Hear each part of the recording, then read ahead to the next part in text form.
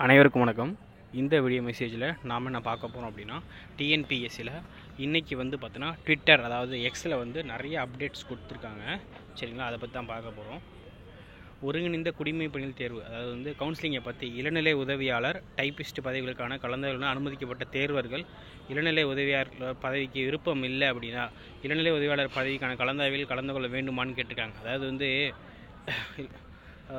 அதாவது normal JA category இல்லையா, அந்த கேட்டகரிக்கும் டைப்பிஸ்ட் கேட்டகரிக்கும் அனுமதிப்படுத்தி ரெண்டுத்துக்குமே ஒருத்தர் வந்து அலோவ் பண்ண. அவருக்கு வந்து ஜேஏ ஜூனியர் அசிஸ்டண்ட்டில் இன்ட்ரெஸ்ட் இல்லைன்னு சொல்கிறாங்க. அப்போ வந்து கவுன்சிலிங் கலந்துக்கணுமா வேணாமா? இளநிலை உதவியாளர் மற்றும் தட்டச்சேர் பதவிகளுக்கான கலந்துகளுக்கு அனுமதிப்பட்ட தேர்வுகள் இளநிலை உதவியாளர் பதவிக்கு விருப்பம் இல்லை அப்படின்னா அந்த நீங்கள் கவுன்சிலிங்கை கலந்துக்க வேண்டிய அவசியமே இல்லை.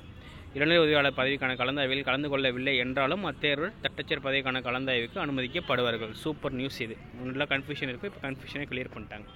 அடுத்து இன்னொரு அப்டேட்டு, மூல சான்றிதழ் சரிபார்ப்பு மற்றும் கவுன்சிலிங்.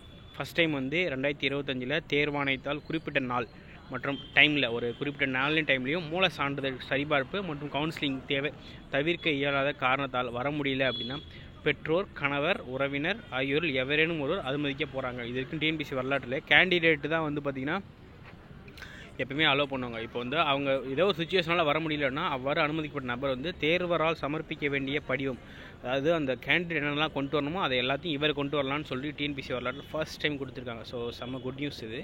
அதுக்கப்புறம் ஒன்றுக்கும் மேற்பட்ட பதவிகளுக்கு கலந்தாய்விற்கு அனுமதிக்கப்பட்ட தேர்வர் ஒரு பதவியை தேர்ந்தெடுத்த பின்னர் மற்ற பதவிகளுக்கான கலந்தாய்விற்கு கவுன்சிலிங் அனுமதிக்கப்பட கேட்டிருக்காங்க. ஒன்றுக்கும் மேற்பட்ட பதவிகளுக்கு கலந்தாய்விற்கு அனுமதிக்கப்பட்ட தேர்வர் ஒரு பதவியை தேர்ந்தெடுத்த பின்னர் மற்ற பதவிகளுக்கான கலந்தாய்விற்கு அனுமதிக்கப்பட மாட்டார். ஃபார் எக்ஸாம்பிள், நீங்கள் வந்து ஜேஏல எலிஜிபிள், டைப்பிஸ்டில் எலிஜிபிள், ஸ்டெனோ டைப்பிஸ்ட் எலிஜிபிள். இதில் வந்து நீங்கள் எதை முதல்ல எடுக்கிறீங்களோ அதுதான், அதுக்கப்புறம் நீங்கள் வேறு எதுலையும் எடுக்க முடியாது. ஸோ இது வந்து ஒரு அப்டேட். அடுத்ததாக வந்து தேர்வர்கள் கலந்தாய்வின் போது தெரிவு செய்த பதவி, அலகு, துறையை மாற்றம் செய்ய இயலுமான்னு கேட்டிருக்காங்க. மாற்றம் செய்ய முடியாது. இதுதான் வந்து இன்றைக்கி டிஎன்பிஎஸ்சியில் ஹாட் நியூஸ். அதில் ரொம்ப முக்கியமான நியூஸ் என்னென்னா, பாஸ் பண்ண கேண்டிடேட் வர முடியலனா கூட அவங்களுக்கு பதிலாக அவங்களுடைய பேரண்ட்ஸ், கணவர், உறவினர் வரைக்கும் அங்கே அலோவ் பண்ணுறாங்கன்னா பார்த்துக்கோங்களேன். ஸோ ரொம்ப குட் நியூஸ் இது. மேலும் இது போன்ற தகவல் தெரிந்து கொள்ள நம்ம சேனலை சப்ஸ்கிரைப் பண்ணி வச்சுக்கோங்க. மறக்காமல் உங்கள் ஃப்ரெண்ட்ஸ் எல்லாருக்கும் ஷேர் பண்ணுங்கள். Tamil test serious, GK test serious start பண்ண போகிறோம். அதுக்கான அப்டேட் இருக்குது.